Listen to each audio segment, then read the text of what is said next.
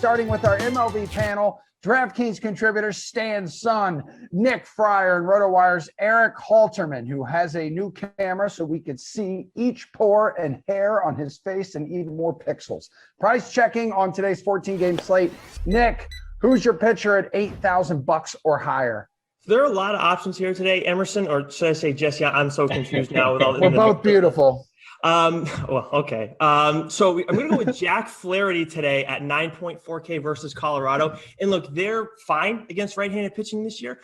But here's the thing. We're not at Coors Field today. And when the Rockies are on the road, they're fourth worst in OPS, dead last in ISO, and seventh worst in WOBA. And Flaherty, he recently shoved against the Reds. And that's a team that is what I think they have the highest OPS versus right-handed pitching. And they have the highest ISO versus right-handed pitching. There's only one team that has better WOBA against right-handed pitching. So Flaherty went, and that's a team that smacked him around during the season, threw off his numbers and everything. But he came back, did well against them. I think it was 2 starts ago. And in general, he's done well since his first start of the season. So I'm going to take him against a Rockies team that, shocker, their numbers are loaded or padded because of what they do at Coors.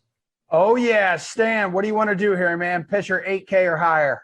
Yeah, I'm going Trevor Rogers versus Milwaukee, 8.8K. He struck out 44 batters in 33 innings.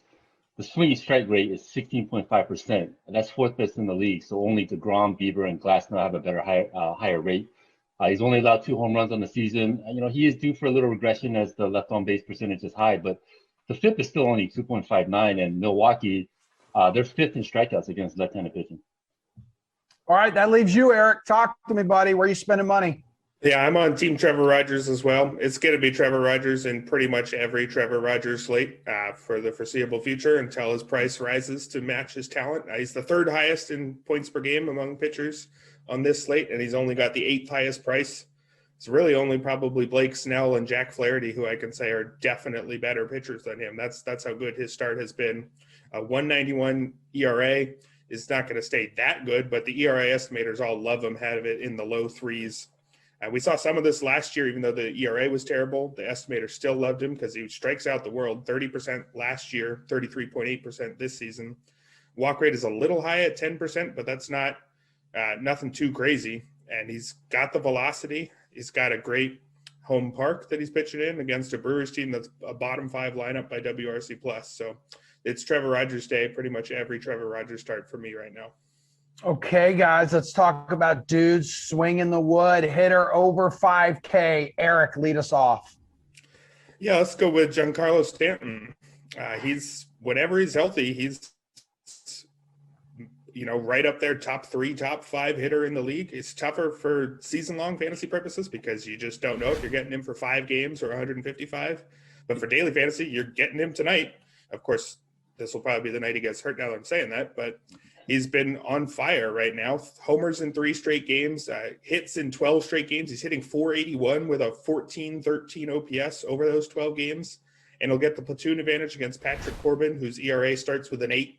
And even the estimators have it in the high 5s at the most optimistic. So couldn't be a much better situation for Stanton right now. Dude is Jack. Dude is stacks. Nick, is your hitter over 5K built the same? Well, he's not built the same, but he's on the same team. I'm going to go with DJ LeMahieu tonight. And look, I know he struggled a little bit, but here's the thing. He destroys Patrick Corbin. 55 career plate appearances against this guy, a 1.09 OPS against him, 4 home runs, 3 triples. So, I mean, he's all over him. All of the 7 home runs that Corbin has given up this year came against right-handed hitters.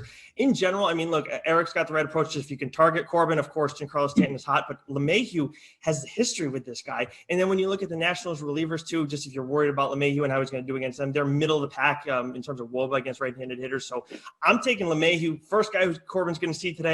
And I think he's going to jump on him right away. Stan, where are you spending money, man, on offense? I'm going Nelson Cruz, 5,400. There's a little concern with, inclement weather in this one. But if the game plays, I want to attack Tariq Skubal and the Detroit Tigers bullpen. Skubal, he's allowed 8 home runs in 22 innings. All of them have been to righties. In his career, 17 home runs to righties in 41 innings. The FIP is 6.2 against right-handed bats. Detroit, they have the highest FIP in the league in terms of their bullpen. Nelson Cruz, I mean, he matches lefties. He has 8 homers on the season, and in his career, The slash is 298, 387, 575 with a 276 ISO against left-handed pitching. Stan, Detroit Lions, Detroit Tigers, same thing, dude. Yeah, Both garbage. Seriously. All right, let's save people a little bit of money here, I guess. Hitter in the 4 to 5K range. Let's take it down a notch. Nick, where you going?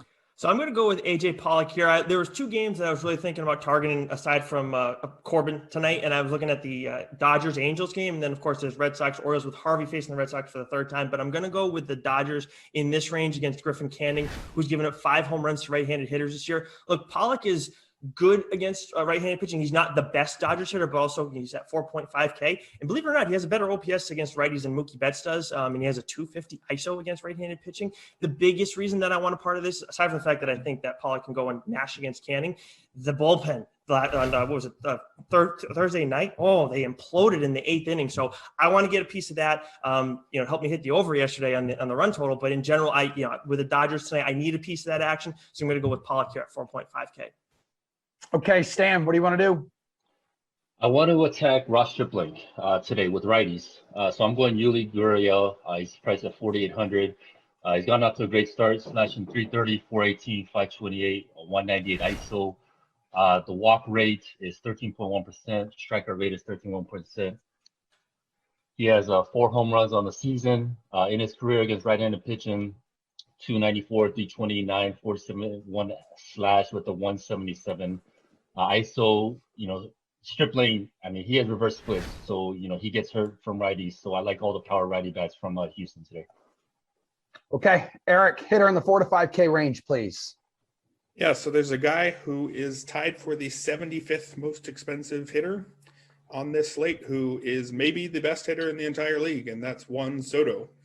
His price is down for a reason. He's been back from the IL for, I believe, 3 days and hasn't started a game.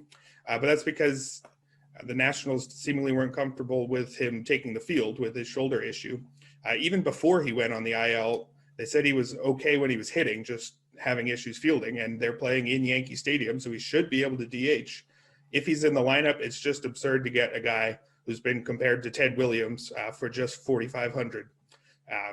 And he's got the platoon advantage against Jameson Taillon, who is pretty good, but not anybody who should scare us away from using, possibly the best hitter in the league against him. Yankee Stadium helps too, but again, none of these peripheral factors really matter. It's Juan Soto. He's $4,500.